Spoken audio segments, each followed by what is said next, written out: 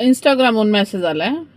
आईसाहेब, नवीन लग्न झालेल्या मुलीला तिचे आई वडील तिच्या कमाईच्या पैशासाठी नांदवायला पाठवत नसतील तर काय करावे? सासू सासरे यांना पैसे दिले नाही तर बायको किरकिर करते आणि माहेरी जाऊन बसते. आणायला गेलो तर उलट आपल्यावरच मारहाण केली म्हणून केस करते. काय करावे सांगा तुम्ही? असा मेसेज आलेला आहे. आता तुम्हाला म्हणजे ओळख त्यांची डिस्क्लोज नाही करतायत.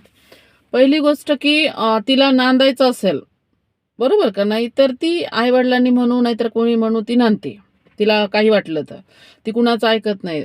दुसरी गोष्ट जी आहे, तर तिला स्वतःहून असं वाटतं की मला नांदायचं नाही किंवा मला त्रास आहे, तर तिला काहीतरी फील होतंय म्हणून ती नांदायला येत नाही किंवा केस करते. तिसरी गोष्ट याच्यामध्ये महत्त्वाचा भाग काय आहे, की ती कमाई करणारी आहे. मग ती कमाई करणारी कोणती असू द्या, नोकरी करणारीच म्हणून नाही, तर निमसरकारीमध्ये, खाजगीमध्ये, कुठल्याही कंपन्यामध्ये, कुठल्याही क्षेत्रात ती काम करून म्हणजे मजुरी जरी करत असेल, तर तिच्या कमाईवरचा पहिला अधिकार तिचा असतो.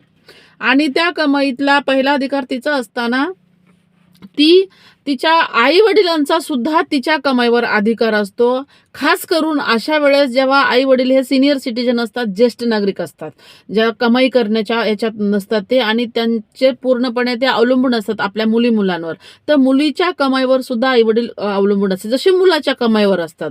तर त्या पद्धतीनं तिच्या कमाईचं काय करायचंय? तर तिच्या कमाईचा एक हिस्सा ती स्वतःसाठी वापरू शकते. तिच्या कमाईचा एक हिस्सा ती तिच्या आई-वडिलांना देऊ शकते.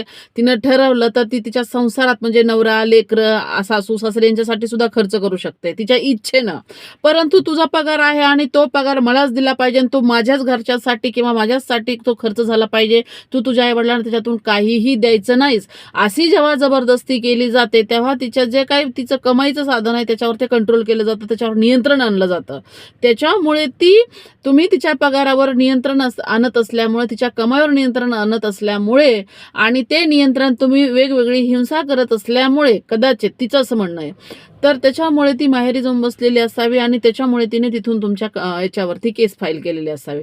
तर सगळ्यात महत्त्वाची गोष्ट, तुम्हाला जर तुमचा संसार वाचवायचा असेल, तर तुम्हाला तिचे कमाईच्या बाबतीतचे जे काही निर्णय घ्यायचे असतील, तर ते तिला घेऊ दिले पाहिजेत.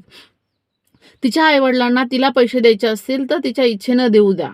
तुम्ही इतकेच दिले पाहिजे किंवा दिलेच नाही पाहिजे असं जर तुम्ही करत असाल, तर तुमचा संसार मोडण्यात जमा आहे. त्याच्यामुळे स्त्रियांचं जे काही कमाईचं साधन आहे त्याच्यावरती हिंसेच्या मार्गाने तुम्ही नियंत्रण आणू शकत नाही कायद्याने.